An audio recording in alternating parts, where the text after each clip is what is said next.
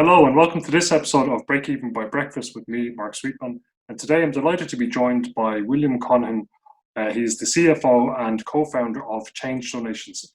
William, how are you? I'm doing well. Thanks so much for having me on, Mark. And how are you holding up during this coronavirus pandemic?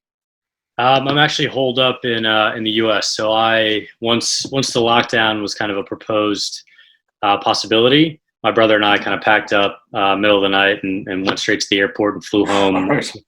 So luckily we've all been safe. We're kind of in a small town called Bethany Beach, so 3 hours outside of Washington D.C. Oh, great. Is it on the coast or? It is, yeah, right on the Atlantic. So I guess directly across from Galway and all that good stuff. So. Great. I've been hearing a lot about Change Donations, and it seems like a really, really good idea, and I can't believe no one else had it. For those who haven't heard of Change Donations, do you want to just give a brief introduction to yourself, Change Donations, and why you set up the company? Yeah, so I guess just a quick background on myself. I'm born and raised in Washington, D.C., went to Georgetown University, studied finance, moved up to New York and worked as an analyst on Wall Street, so financial analyst on Wall Street. I did that for a number of years, mainly doing back office finance, budgeting, forecasting, consolidation, M&As, and really all the grunt work and Excel sheet digging for a good bit of time, which gave me some great skills. Decided I wanted to pursue an MBA, started looking around and came across Trinity pretty serendipitously. I started to think a little bit hypothetically about moving abroad and going over to Europe. Found Trinity, loved the program, loved the entrepreneurial focus that they had, and then moved to Dublin in 2019, started the MBA. And then our first project was basically come up with the business idea, pitch it to investors and kind of take it from there. And we, I guess, obviously took it a couple steps further and operated live, and we've got paying customers and we've got a lot of great charities on board and some great donors who are willing to support these great organizations. So that's great. So you got an MBA and the business out of it. Yeah, it was a good year. Yeah. But then I guess in terms of the business, so Change Donations is a digital donation platform, and our core functionality is basically we allow donors to link their credit or debit cards, round up their transactions to the next euro, and then donate their digital spare change to whatever cause they care about. So we basically connect donors to charities and allow them to give on an everyday basis. So our ethos and our motto is that we're trying to create a community of everyday philanthropists. Okay, great. And so if I go to a coffee shop and I spend, €2.70 on a coffee, that will take my 30 cent, or round up to €3 and take the 30 cent and give to our charity of my choice. Exactly. Yeah. Exactly. Okay. So just like that, just like you explained. Yeah, that's great. It's a really simple concept. I'm sure it's quite difficult to execute in practice, but it is quite a simplistic concept to grasp, and I think it's fantastic. How is it going so far? Do you have many users, or has there been a sort of slowdown since the pandemic happened? Yeah, I mean the pandemic has definitely implicated our business pretty significantly. But we're still getting through it. So we do have a good bit of charities on board right now. I think we have 30 charities live who are actively accepting donations through our platform, and we've had about 300 donors sign up to our platform. So it's been pretty fantastic since we've been live for less than a year. We are still trying to get out there and start looking at paid marketing campaigns, because as of late we've kind of been doing everything organically and bootstrapping all of our social media marketing campaigns and things like that. But yeah, donors have been receiving it really well. We're trying to get the name out there and the word out there. Basically just trying to help charities raise money, because one of the challenges of a pandemic, specifically for charities, is they were extremely reliant on in-person donations. So those fun runs, the walks, and even the chuggers on the high street who were shaking the buckets and trying to get donations and credit card information that way, they're no longer doing anything. So everybody's kind of been pushed towards digital. And so we're hoping that we can help all these charities keep their fundraising doors open. That's great. And it sounds like you're almost in the right place at the right time then. Like, not that you're taking advantage of the situation, but I mean, if everyone's moving digital and you have a digital solution ready to hand, it sounds like a good opportunity to capture. Yeah, exactly. We are trying to help in any way that we can, and it is Mhm. a little bit fortunate that we've kind of laid the groundwork before this pandemic happened, just because we're kind of here and ready to go for the charities. Mhm. Uh, but yeah, like you said, we're not obviously not taking advantage of any situation. Is Change Donations itself a not for profit, or is it a for profit? So we're a for-profit enterprise. Okay. We Yeah. are a social enterprise, but in order for us to go out and sort of look for investment, we needed to be a private company limited by shares. So that precluded us from being a nonprofit.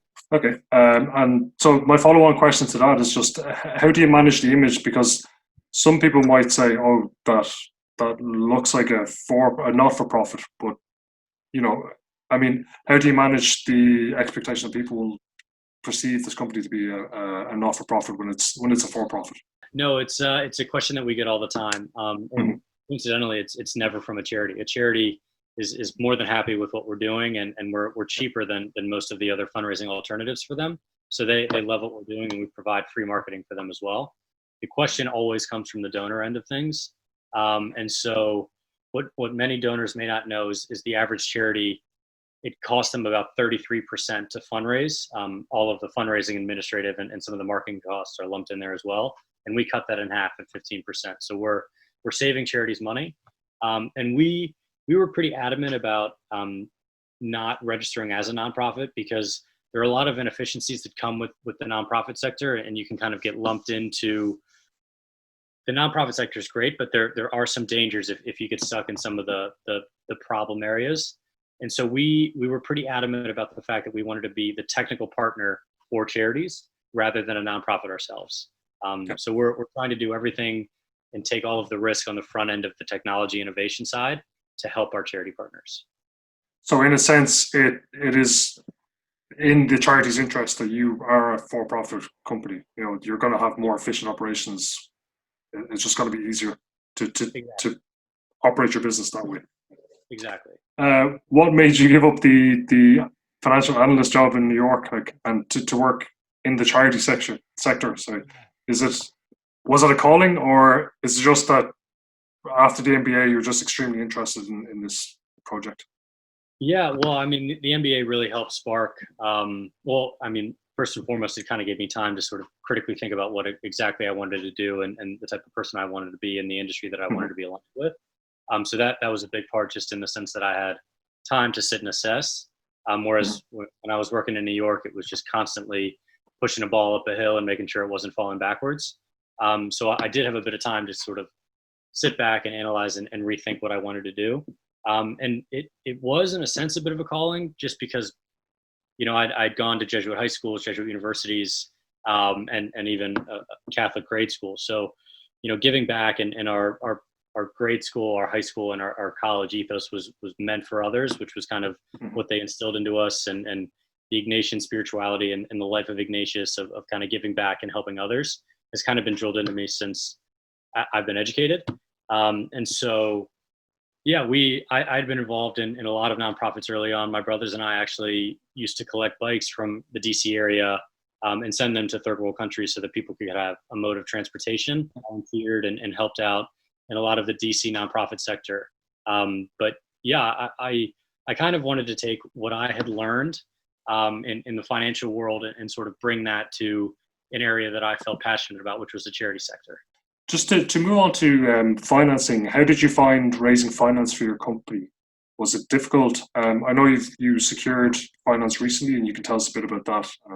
Yeah, so we just secured 800,000 in seed capital. Okay, Which, congratulations on that. thank you. Yeah, we haven't. It's weird. It's one of those things where it hasn't really sunk in as a net positive, just because there's so much work that needs to be done. So we haven't really taken the time to appreciate that was a great milestone. Yeah. But yeah, in terms of raising capital, it's a very difficult thing to do, and it's the first time that I had ever had to do anything like that. You're essentially walking into somebody's office asking for a big check with nothing more than a piece of paper and an idea and a business plan. So it's Yeah. when you boil it down and say it like that, it sounds pretty ridiculous. But yeah, no, we had to defend all our assumptions, and the conversations become a lot easier once you have to go in and defend and reconstruct and rebuild everything that you had assumed about the business. So yeah, we had probably a year's worth of conversations before we had an official agreement in hand. So it's a lot longer of a process than I had originally anticipated, but it was incredibly valuable in terms of a learning experience for me. Yeah, it is a great milestone, it's a huge achievement to raise that much capital, especially given I think it's only been around 2 years now, the actual business itself, or nearly 2 years. So Yeah, so we incorporated November 2018. We went live June 2019, and then we just closed. We got all the money in the door, I think, April 20th of this year, 2020. So it was a long process. Okay. Just to move on to sales, then, it is enterprise level. How do you find talking to different charities about getting them on board with the digital donation sort of thinking rather than the old traditional shake a bucket? Yeah, so most of the charities are pretty cognizant of the fact that they need to push towards digital. I think the average age of donors in Ireland is 64, which is kind of alarmingly high when you think about Yeah. how passionate some people are, specifically the younger generation, on things like climate change and the environment, and even animal shelters and homelessness as well. Those are kind of the three biggest causes. We just did a study with the Charities Aid Foundation and Philanthropy Ireland. I think it's called the Global Giving Index, or the Irish Global Giving Index, or I forget the exact name, but it's trying to identify where the disconnect is between the younger generation, their passions, and then actually receiving financial donations. So the conclusion of that study was basically that digital needs to be a bigger presence and a more robust presence for all charities. So all the charities are pretty actively looking for a digital solution.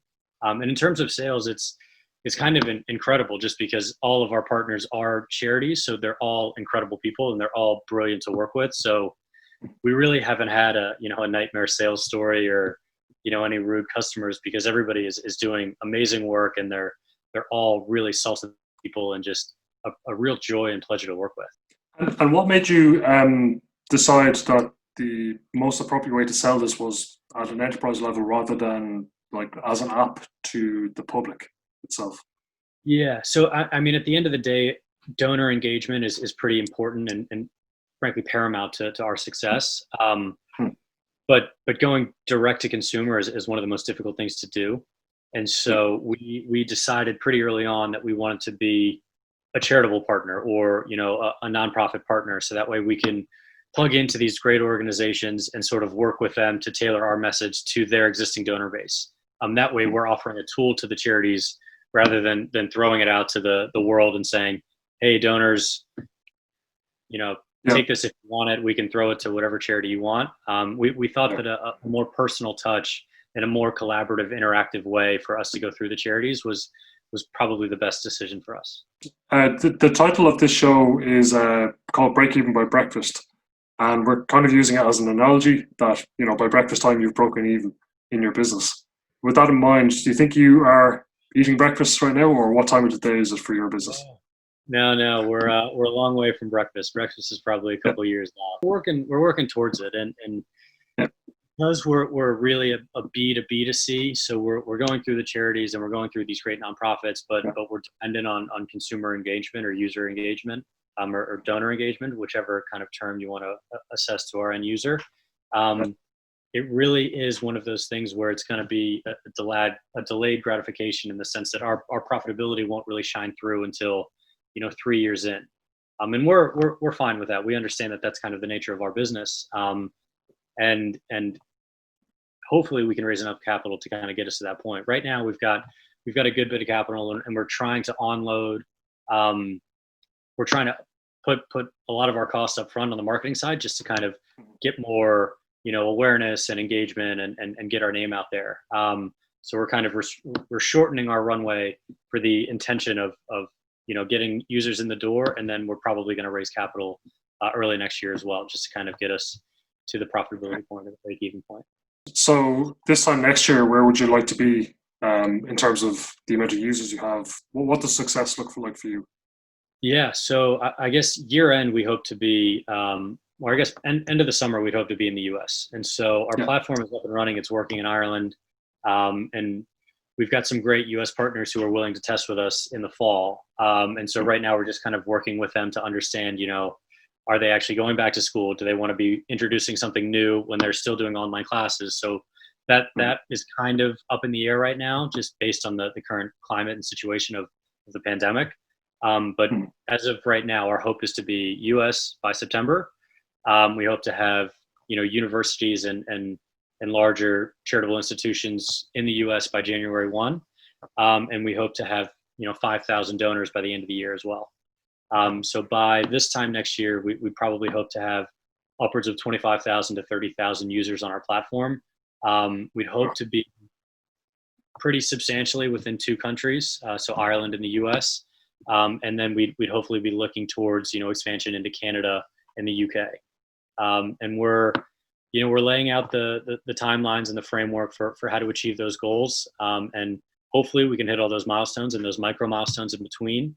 But yeah, that's something that we've been talking about for a good bit of time. And right now we're on pace to do that. Hopefully the world doesn't throw us any more curveballs, which I'm sure they will. Yeah, but hopefully. we're rolling with the punches. Great. Well, best of luck with it. And I hope you hit all those milestones and, it explodes out in the US and Canada. That'll be great to see. And another large success story is what we need right now for sure. Yeah. Thanks very much for coming on.